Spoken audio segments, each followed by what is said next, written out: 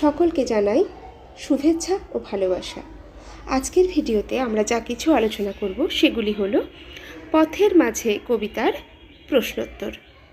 আজকে আলোচিত হবে কবিতা, কবি পরিচিতি, কবিতার প্রেক্ষাপট, কবিতার অন্তর্নিহিত অর্থ, কবিতার মূল ভাব অর্থাৎ ভাবার্থ, কবিতার পংক্তির ব্যাখ্যা। এছাড়াও থাকছে দুটি প্রশ্ন, যার উত্তর তোমরা আমাকে কমেন্ট বক্সে লিখে জানাতে পারো। প্রশ্ন দুটি তোমরা ভিডিওর শেষে পেয়ে যাবে।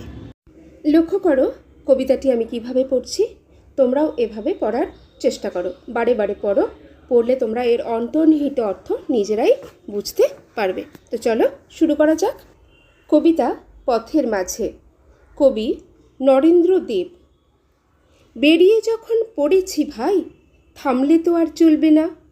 হিমালয়ের বরফ যেন ঘামবে তবু গলবে না। সামনে চেয়ে এগিয়ে চলো, ভয় পেও না বাদলাতে। পয়সা যদি ফুরিয়ে থাকে চালিয়ে নেব আধলাতে। উপোস করে চলবো তবু কিছুর ভয়ে টলব না। মনের কথা লুকিয়ে মুখে শত্রুকে আর ছলব না। বিঁধছে কাঁটা, ফুটছে কাঁকড়, ফুটুক তবু ছুটব হে। ইন্দ্রদেবের স্বর্গটাকে সবাই মিলে লুটব হে। চাঁদের দেশে কি ধন আছে, উড়ব চলো দেখব রে। ধাক্কা দিয়ে তারায় তারায় সূর্যে গিয়ে ঠেকব রে। কবি পরিচিতি। নরেন্দ্রদেব 1888 সালের 7ই জুলাই কলকাতার এক বিত্তশালী পরিবারে জন্মগ্রহণ করেন। তার পিতার নাম নগেন্দ্রচন্দ্র দেব। নরেন্দ্রদেব ছিলেন একাধারে কবি, ঔপন্যাসিক, ভ্রমণ কাহিনীর রচয়িতা ও অনুবাদক। তার অন্যতম গল্প ও উপন্যাসগুলি হল বোঝাপড়া, জাদুঘর, আকাশকুসুম প্রভৃতি। বসুধারা তাঁর উল্লেখযোগ্য কাব্যগ্রন্থ। ওমর খৈয়াম এবং মেঘদূত এর অনুবাদের জন্য তিনি বাংলা সাহিত্যে বিশেষভাবে স্মরণীয়। কিছুকাল তিনি পাঠশালা পত্রিকা সম্পাদনা করেন। 1971 সালের 19শে এপ্রিল তিনি পরলোক গমন করেন। এখন জেনে নেব পথের মাঝে কবিতাটির প্রেক্ষাপট কী ছিল। কবিতাটি কবি নরেন্দ্র দেবের একটি বিখ্যাত কবিতা, যা জীবনের প্রতিকূলতাকে পেরিয়ে চলার প্রেরণা দেয়। 500 বছরের কিশোর কবিতা এবং কিশোর কবিতা সঞ্চয়নের মতো সংকলনে এটি পথের মাঝে নামে স্থান পেয়েছে। অনেক সময় এটি চলার গান নামেও পঠিত হয়ে থাকে, যা জীবনের পথে এগিয়ে চলার নিরন্তর যাত্রার প্রতীক। কবিতাটির অন্তর্নিহিত অর্থ।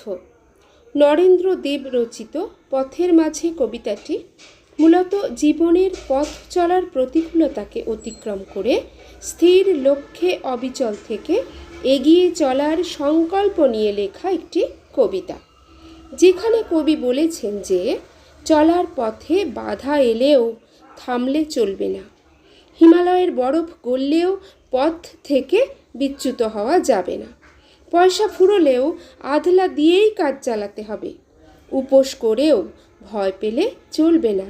অর্থাৎ প্রতিকূলতাকে জয় করে লক্ষ্যে এগিয়ে চলাই হলো কবিতাটির অন্তর্নিহিত ভাবসত্য। চলো দেখে নেওয়া যাক কবিতার মূল ভাব কী, অর্থাৎ ভাবার্থ কী। জীবন হলো একটি চলমান পথ, যেখানে নানা বাধা বিপত্তি আসবে, কিন্তু ভয় বা আলস্যে থেমে থাকলে চলবে না। শত কষ্টেও সংকল্পে অটল থেকে এগিয়ে যেতে হবে। এটাই এই কবিতার মূল বার্তা। এখন কবিতাটির কয়েকটি পংক্তির ব্যাখ্যা দেখে নেওয়া যাক। প্রশ্ন 1, বেরিয়ে যখন পড়েছি ভাই, থামলে তো আর চলবে না। এই পংক্তিটির অর্থ কী? উত্তর, বেরিয়ে যখন পড়েছি ভাই, থামলে তো আর চলবে না। এই পংক্তিটির অর্থ হলো একবার যাত্রা শুরু করলে আর পিছিয়ে আসা যাবে না। লক্ষ্য স্থির রেখে এগিয়ে যেতে হবে। যেমন করে হিমালয়ের বরফ গললেও নির্দিষ্ট পথ থেকে বিচ্যুত হয় না। 2 নম্বর প্রশ্ন, পয়সা যদি ফুরিয়ে থাকে চালিয়ে নেব আধলাতে। এই পংক্তিটির অর্থ কী? উত্তর, পয়সা যদি ফুরিয়ে থাকে চালিয়ে নেব আধলাতে। এই পংক্তিটির অর্থ হলো অর্থকষ্ট হলেও হাল ছাড়া যাবে না, সামান্য সম্বল নিয়েও কাজ চালিয়ে নিতে হবে, অর্থাৎ প্রয়োজনে কৃচ্ছ সাধন করতে হলেও এগিয়ে চলা থামানো যাবে না। 3 নম্বর প্রশ্ন, বিঁধছে কাঁটা ফুটছে কাঁকড়, ফুটুক। পংক্তিটিতে কবি কি বলতে চেয়েছেন? উত্তর, বিঁধছে কাঁটা ফুটছে কাঁকড়, ফুটুক। এই পংক্তিটিতে কবি বলতে চেয়েছেন যে পথের কষ্ট সহ্য করেও লক্ষ্যে এগিয়ে যেতে হবে, কষ্টকে উপেক্ষা করে সামনে এগোবার প্রেরণা এই পংক্তিটিতে আছে। 4 নম্বর প্রশ্ন, উপোস করে চলব তবু কিছুর ভয়ে টলব না। পংক্তিটির অন্তর্নিহিত অর্থ ব্যাখ্যা করো। উত্তর, উপোস করে চলব তবু কিছুর ভয়ে টলব না। এই পংক্তিটির অন্তর্নিহিত অর্থ হল চরম দারিদ্র্য বা ক্ষুধার কষ্টেও নীতি ও সংকল্প থেকে বিচ্যুত হওয়া যাবে না।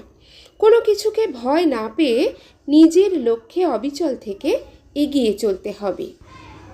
এখন প্রশ্ন দুটি ভালো করে লক্ষ্য করো এবং উত্তর জানা থাকলে কমেন্ট বক্সে লিখে জানাও। আজ এ পর্যন্তই, ফিরে আসছি পরবর্তী ভিডিও নিয়ে। ততক্ষণ পর্যন্ত টাটা।